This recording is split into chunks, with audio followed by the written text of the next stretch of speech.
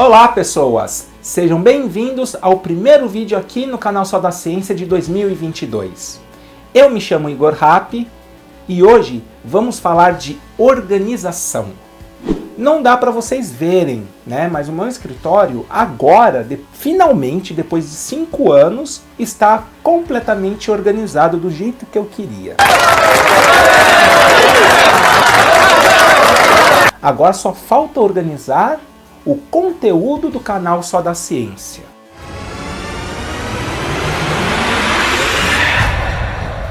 E para isso, vamos tentar achar inspiração no maior organizador da biologia. Mas antes, deixe seu like, deixe também um comentário com o assunto que você queira ver aqui no canal e compartilhe esse vídeo para fazer o Só da Ciência ainda maior.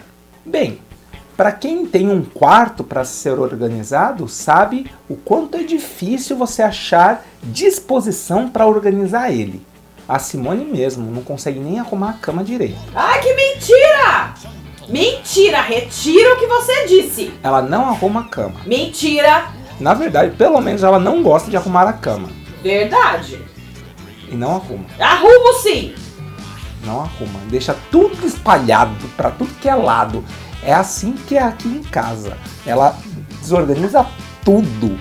Deixa tudo desorganizado. A cozinha desorganizada, o quarto desorganizado, a sala desorganizada. Tudo. O que é? Casos de família aqui dessa casa? Joga as coisas para tudo que é lado. Ai, que mentira! Ela chama Simone, mas poderia ser chamado de Caos também. Descanse em paz. Como a gente disse, dá muito trabalho organizar as coisas e deixar tudo em ordem, não é verdade? Agora imagina organizar todos os seres já catalogados por nós. Ah, mas aí você pode pensar. Ah, Igor, é só deixar desorganizado mesmo, deixa tudo, fazer que nem a Simone, né? Deixa tudo desorganizado mesmo, joga a roupa para um lado, bicho para outro, bactéria deixa lá naquele canto, não é verdade? É, você tem até razão, né? Seria muito mais fácil para a humanidade deixar tudo do jeito que está. Mas imagina uma cena. Você é um Neandertal que está procurando a planta mágica para tirar a coisa ruim da sua cabeça. Mas a sua mãe te advertiu que, na verdade, tem duas plantas mágicas. Uma que tira a coisa ruim da cabeça e a outra que é quase igual, que na verdade leva você, transporta você para o mundo dos antepassados mortos. E aí, qual delas você vai escolher? E como escolhê-la sem fazer uma classificação prévia? Tenho certeza que, pensando nesse exemplo, você pode ter uma ideia de quão importante é para a humanidade classificar as formas de vida. Outra coisa que você deve ter percebido com esse exemplo é que a tentativa e a necessidade de classificação e agrupamento dos seres vivos pela humanidade ou por outros hominídeos pode ser muito mais antiga do que a gente crê. Aliás, na verdade, em toda a história humana já houve vários cientistas, naturalistas e filósofos que tentaram fazer essa classificação dos seres vivos. Mas então, por que esse sueco louco, doido de organização, foi o que fez com que houvesse o sistema de classificação que a gente usa até hoje? Mas para entender o porquê o sistema de classificação do sueco doido ficou tão destacado ao longo do tempo, a gente precisa entender um pouco da vida dele. O nome dele é Carl von Linnaeus. Ele não nasceu com esse nome, tá? Ao longo da vida, ele se apropriou do nome Linnaeus por conta de uma árvore que cresce na região aonde ele nasceu. A cidade que ele nasceu é um vilarejo perto de uma cidade sueca chamada Uppsala. Ele nasceu no ano de 1707. Carlinho nasceu numa família bem de vida até. O pai, por exemplo, ele era reitor de uma instituição religiosa. E desde os 7 anos, Carlinho conseguiu um estudo com o pai, principalmente de latim, geografia e religião.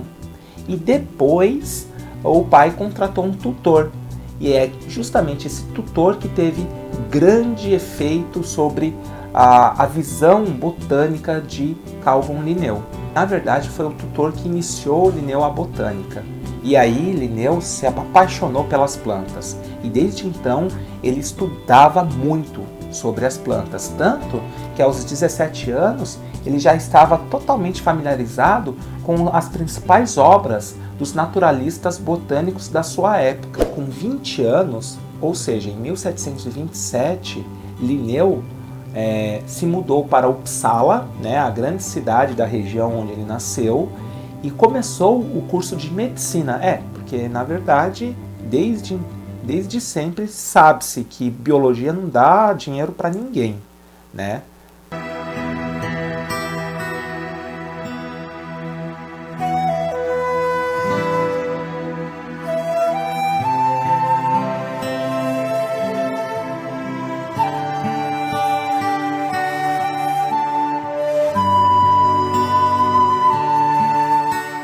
Linneu, estudando medicina, também se apropriou da botânica. E cara, Linneu se destacou bastante na faculdade, tanto que no segundo ano ele foi convidado por um dos seus professores a ser palestrante para as outras turmas de medicina e para as outras faculdades. Mas isso mostra o quão dedicado ele era aos estudos de medicina. Mostra que ele era bem relacionado desde sempre, né? Então, manja aquele cara que tem boa lábia, consegue conversar com todo mundo, bem relacionado. Cara, eu tenho a impressão, pelo que eu li, que esse era o Linneu. Linneu se forma em 1731 e não esperou muito não esquentou o banco não, tá? Em 1732 ele já estava organizando e fazendo uma expedição botânica pela região finlandesa da Lapônia. Sabe aquela terra do Papai Noel? Eu não acredito que a missão do Linneu era achar o Papai Noel. Ele foi atrás do Papai Noel. Será que ele achou? Não, ele não achou o Papai Noel. Mas que chato! Ele não achou o Papai Noel, mas em compensação escreveu um livro descrevendo toda a flora da Lapônia e achou pelo menos 100 espécies novas de plantas. Inclusive, uma dessas novas espécies ficou como a sua...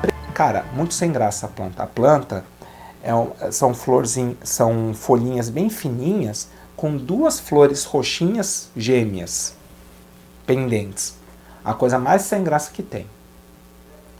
Mas cada um acha graça no que quer, né? Não é verdade? Mas vocês acham que Linneuzinho parou? Nananina não. Em 35 ele já estava indo para a Holanda para fazer o seu doutorado. A tese era sobre malária. Tipo, nada a ver com o que ele estava fazendo até então. Provavelmente por conta de uma curiosidade dele mórbida, né? Porque cientista tem disso. Trabalha numa coisa, mas tem curiosidade com outras coisas, né? E aí ele foi atrás da malária. E aí ele tentou, na sua tese, relacionar a malária aos solos argilosos dos trópicos. Bem, além disso, na Holanda ele escreve o seu segundo livro e o mais importante para a classificação, chamado Sistema Natural. Senhores, já em 35 ele escreve e já lança a mão da sua principal obra, aonde ele vai falar justamente sobre o sistema de classificação dele. Lá na Holanda ele conhece um cara chamado George Clifford, que é simplesmente diretor da maior empresa de transportes daquela época, a Companhia Oriental das Índias, ou Companhia das Índias Orientais. E desde então, desde 1936, quando ele faz essa viagem para a Inglaterra, o sistema de classificação de Linneu começa a se difundir e virar um grande sucesso, tipo best-seller mesmo. Aí você pode perguntar, então, na verdade, a classificação linneana é algo extraordinário, novo, inovador e original, certo? Não, na verdade, o sistema de classificação de Linneu é uma coxa de retalhos do que era feito por outros naturalistas já. ele simplesmente simplificou. Mas como funciona a classificação de Linneu? Imagina como se um grande mercado tivesse os seus produtos todos espalhados pelo chão. Tudo espalhado. Então, tudo espalhado, tudo bagunçado, como o quarto da Simone. O quarto é seu também, tá? Então, vocês entenderam? Cara, fazer a compra do mês num lugar desse deve ser uma tragédia, não é verdade?